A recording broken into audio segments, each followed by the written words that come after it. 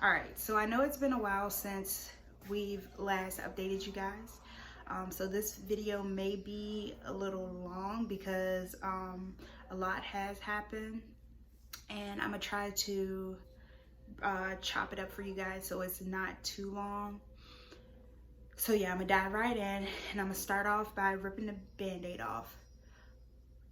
Our second IUI was a big fat negative. So we are still not pregnant. And as you guys remember in the last video, which was the insemination video, we were expressing our frustration because our previous RE, her last day was the day before our insemination. So someone else took over the whole practice. We have been taking it well. I guess we're kind of looking at it as, okay, it didn't work. It is what it is, you know. We gave ourselves until the end of the year to get pregnant, so we still have plenty of time. And yeah, so one of the things that that was pretty much, I'm not going to say unexpected, but unexpected, and it was like, oh my god, what are we going to do?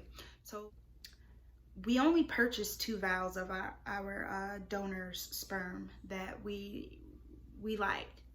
2 vials. And as you know, that was our second IUI. So now we are all out of vials. So we went back to order more. And his sperm is no longer available. And on top of that, Brittany is CMV negative. So that means her donor has to be CMV negative. As you guys know, or may not know, there aren't a lot of black donors. And then on top of that, they have to be CMV negative. So the bank that we were using originally, we put that into our search engine, and lo and behold, there weren't any. Like, everyone was on like a waiting list. So we had to do some research, and we found another bank. We popped in the criteria, like African American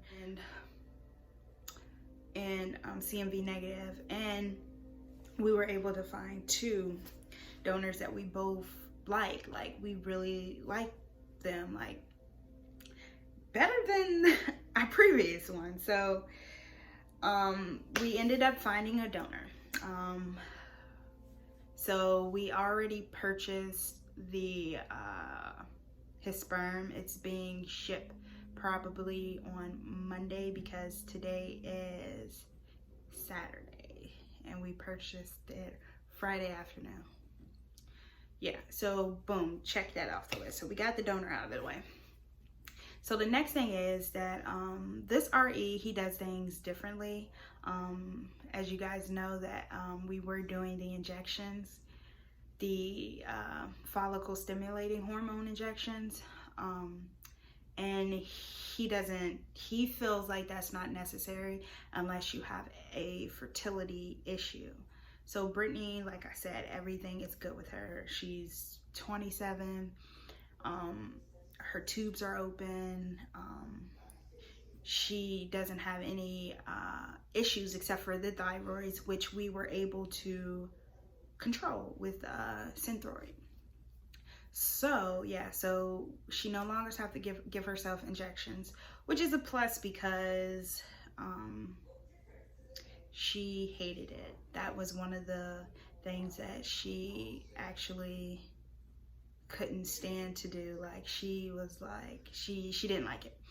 So, and on top of that, we get to save some money, and that's always good. Like, it's always good to save money, because those, for all the medication, like the trigger shot and the injectable things, is almost like $500 bucks. So we get to save some money, which I'm not complaining about. Okay, and another thing, so cycle day 4, she is going to be prescribed either letrozole or Clomid. I don't know if they're going to switch us to Clomid since we tried with letrozole already twice, or if he's going to keep us with that since we know her body reacts to it well. And then we're not going to go back until cycle day 12, and that's when they're going to do the follicle scan, I want to assume. So we're not going to do the baseline. He feels like that's not necessary unless you've had issues with your baseline appointment prior to, and we have not. So yeah, and then they're going to set us with the IUI day. I do have some good news. Today is officially cycle day 1. So we're really not missing a beat with this thing. We had like a 3 to 4 day break, and then we're just gonna keep the ball rolling.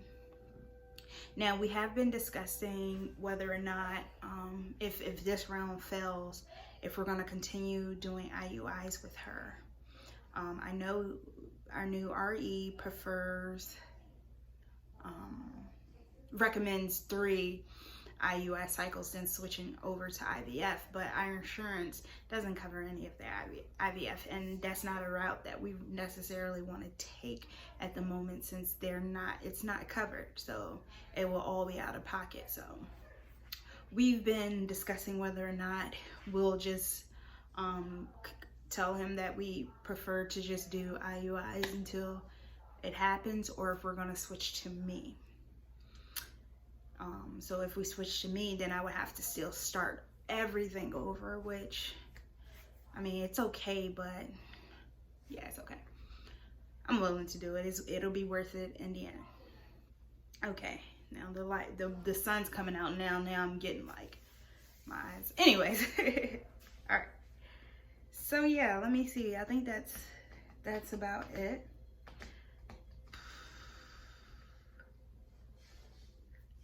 And again, I want to tell you guys, if you don't already follow me on Instagram, please do. I'll leave our username, I guess, at the end of this video.